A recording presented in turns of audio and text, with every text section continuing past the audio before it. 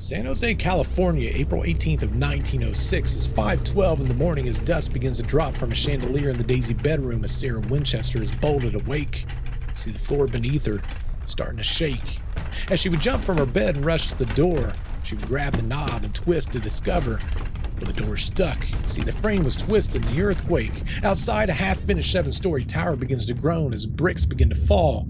Inside, Sarah grabs a crowbar, which she keeps nearby for just last-minute renovations. One hit, then two.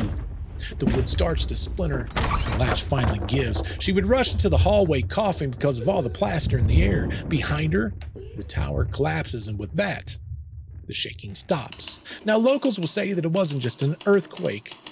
They'll say it was the spirits of the people that lost their lives to Winchester rifles, warning Sarah to keep building, or else. Tonight we'll see why she listened, day and night, for the next 38 years. It's the first walkthrough, and Sarah's already drawing 13 windows on the same wall. The carpenters, they swap a look, but she's serious about the numbers. But before the house turned into a 160-room maze, there was only grief. Winter of 1881, just a few months after tuberculosis took her husband, Sarah Winchester sat across from a Boston medium. Now the man closed his eyes, and when he spoke, it hardly sounded like him. Build, never stop.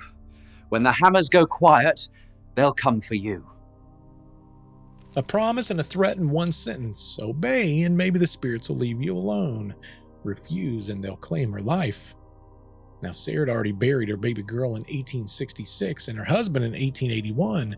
William W. Winchester, the only son of the late Governor Oliver F. Winchester, died at the family residence on Prospect Street last evening, aged 43.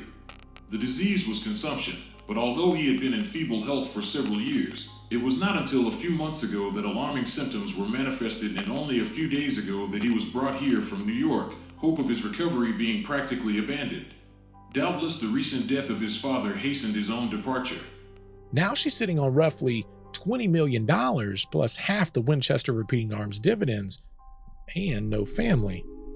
So she buys a ticket west all the way from New Haven to San Jose, and in 1886 she steps off the train.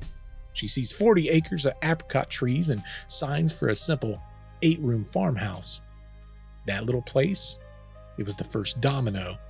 Within weeks, carpenters are working in shifts, sunrise to lamplight, trying to keep up with Sarah's midnight sketches.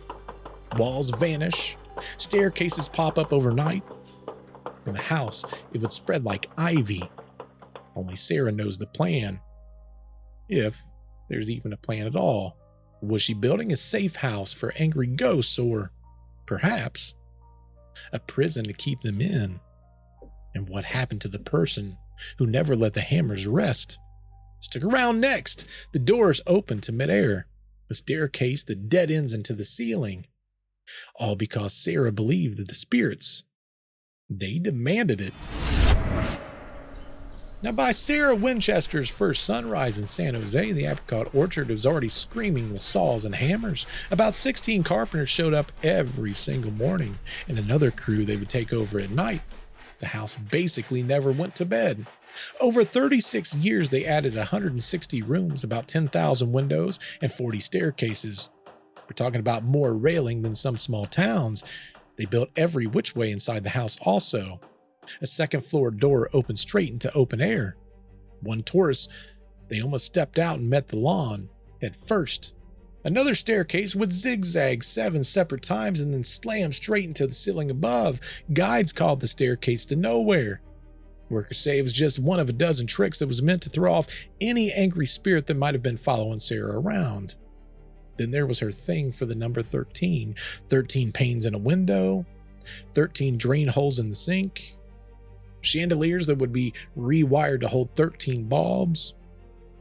Her will? 13 separate signatures. Now maybe it was comfort, maybe it was guilt, but either way, the crew counted right along with her. Now skeptics, they swear the tour companies, they just hype all this up. But the blueprints, they still show 13 turns and 13 rails posted all over the place. Picture it's nighttime, 3 a.m.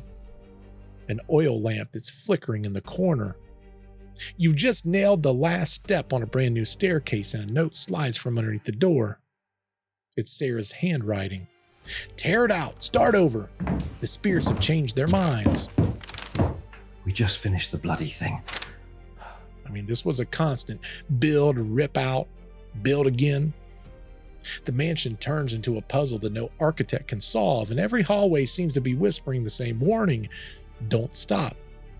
And the rule, it held until the day the earthquake hit hard enough to knock 7 stories off the house. That's next. It's going to rewrite the way that we see every single thing going on in the story in a single violent jolt. Daylight finally reached San Jose on April 18th of 1906. The Winchester House? It was no longer 7 stories tall. Just moments earlier, the quake tore the top floors clean off, talking about brick towers that crashed, heavy beams snapped, and the central turret hit the ground. In the middle of the chaos, Sarah Winchester did something unheard of. She told every single hammer to stop. Instead of rebuilding, she ordered the crew to board up 30 wrecked rooms, including the Daisy room that had trapped her inside. Those spaces, they stayed sealed behind fresh plaster, as if the house was frozen at the very second the spirits yelled, "Enough." For the next 110 years, guys would lead tourists past blank walls, and behind them would sit overturned furniture. A century of dust. The wood dried out and the silence grew thick, and then in 2016, restoration workers finally pried the boards loose, flashlights cutting through cobwebs, stale air rushing past, and a guide swears he heard a long, mournful sigh in the hallway, even though there was no one there.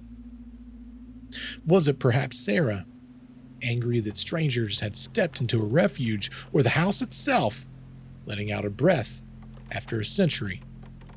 Either way, the single sigh reminded every single visitor: some rooms in the mansion, they were never meant for living voices.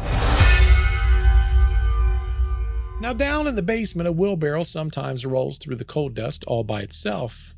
The guides call the ghost Clyde, a handyman with a mustache who apparently never clocked out. People see him in 2 different spots, the furnace corridor below and somehow the grand ballroom 3 floors up. Now, back in 1970, a restoration crew tested Clyde's patience. A carpenter on a ladder in the Hall of Fires felt a tap on his shoulder, but there was no one there.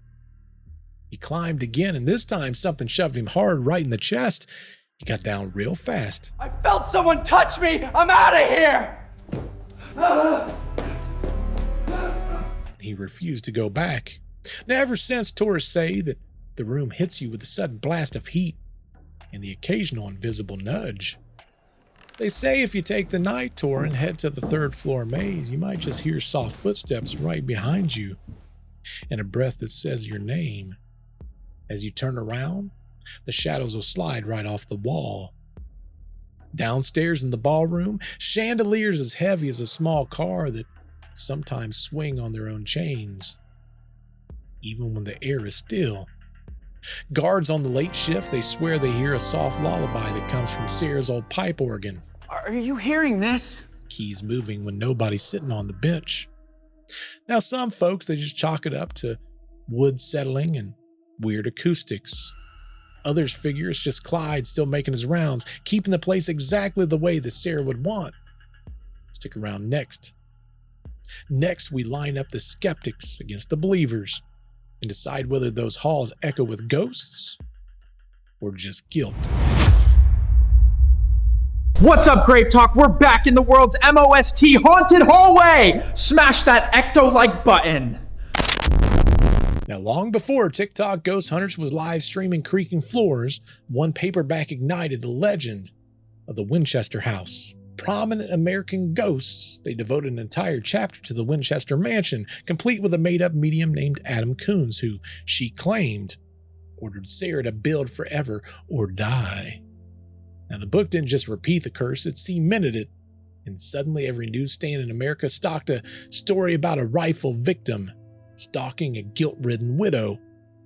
4 decades later, the house found a new stage: reality TV. Okay, now I know for a fact that, and I'm sure Leslie will back me up on this, many people have seen what can be described as a workman down here in the basement. So you're right with that, David. People have seen that. But going off the high readings of EMF, how do you explain that? Because David's picked up on the spirit of a workman down here. Yeah. Most Haunted Live broadcast a 7-hour lockdown in the mansion in October 2007. We're talking about seances in the ballroom, door handles that was turning all by themselves, and the crew calling out, "Sarah, can you hear us?"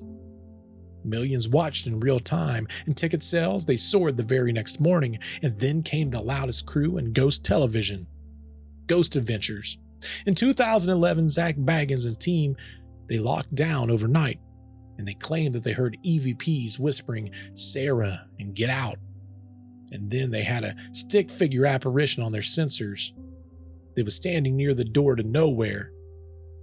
Viewers, they rushed to book the same exact tour route, hoping that they would hear the house talking back. Now, Hollywood, they could not resist. In 2018, the film Winchester hit theaters worldwide. The trailer showcasing seance circles and rifle victim spirits, and the 1906 Quake, well, that was just a supernatural smackdown. The critics would mutter fiction, but the box office bump, that was real. Talking about tour guides that reported record crowds asking to see the 13 nail seance room that was featured on screen. One paperback, 2 TV specials, and a Hollywood Scream Fest, each layer thickening the legend until it was almost impossible to scrape fact from fiction. But whether you're clutching a ghost meter or a popcorn bucket, the Winchester house, it keeps writing brand new chapters. Next, we flip the script, pitting skeptic blueprints against believer testimonies to ask, is this labyrinth haunted, or are we just chasing echoes of a very profitable myth? Now, not everyone believes that the Winchester house is haunted. In fact, quite the opposite. In fact, they would say that the only cold spots that you'll feel is the draft of 10,000 windows, and those whispers that you keep talking about that you're hearing, well, that's nothing more than your own echo in a crooked hallway. They believe that everything is just odd acoustics and the power of suggestion. In fact, some historians will back up some of the claims, especially when it comes to the spirit-confusing features of the house. I mean, that switchback staircase to nowhere, well, that was probably just a shortcut that was walled off after the earthquake damage. And those shallow 1-inch steps that everyone talks about that spirals like a seashell on the way down, well, Sarah had arthritis and it was brutal. She needed ramps that she could just kind of shuffle up so she wouldn't have to lift up her feet. Maybe the house isn't that strange after all. Maybe it's just easy accessibility. But you see, the believers are never going to believe that. In fact, they're going to say that they've got proof in the form of smartphone photos. Ever since 2010, guests keep snapping the same photo of a wild-haired woman staring from the upper story windows. One that no tour route can ever reach. And staff swears that no employees were ever up there. Yet the same face appears in photo after photo after photo. But let me ask you, which house do you believe in? A strange but practical design of a grieving genius, or a maze where vengeful spirits might guard every misnumbered stair? Stick with me. Up next, we push past the blueprints and the eyewitness accounts into the fringe theories that the entire mansion is, well, it's a machine built to churn the restless dead through endless corridors. Buckle up. The next hallway, it may not have an exit. Look at the Winchester floor plan. I mean, if you can call it that. Corridors that double back, staircases that twist, and dead ends all over the place, and some windows that face walls instead of the sky. A few investigators think the whole mansion is nothing more than just a ghost maze, built to trap wandering spirits and keep them spinning forever. Now others push it even further. They call the house a machine for the afterlife. They say that it was tuned with secret ratios and the constant number 13 to scrub guilt from Sarah's soul while locking her family's victims in an endless loop. Now there's a simpler idea though. It doesn't even require any ghosts. Maybe Sarah was just some type of an architect that had the cash to try ideas that no male builder would ever touch. Or maybe she was a heartbroken widow who buried herself in sawdust so she wouldn't drown in the silence. And yes, maybe that medium's warning was real, and every nail she drove was a bargain with the dead. So what do you see? A maze, a machine, a masterpiece, or a monument of sorrow? Tonight you hold the hammer.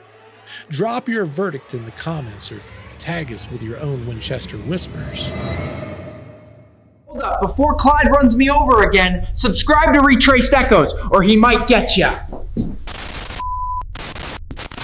Well, before we lock up for the night, here's the master key. Next week, we're going to be talking about the Warrens' legacy. It steps right inside. We're talking about Chris McKenna, the grandson of Ed and Lorraine Warren.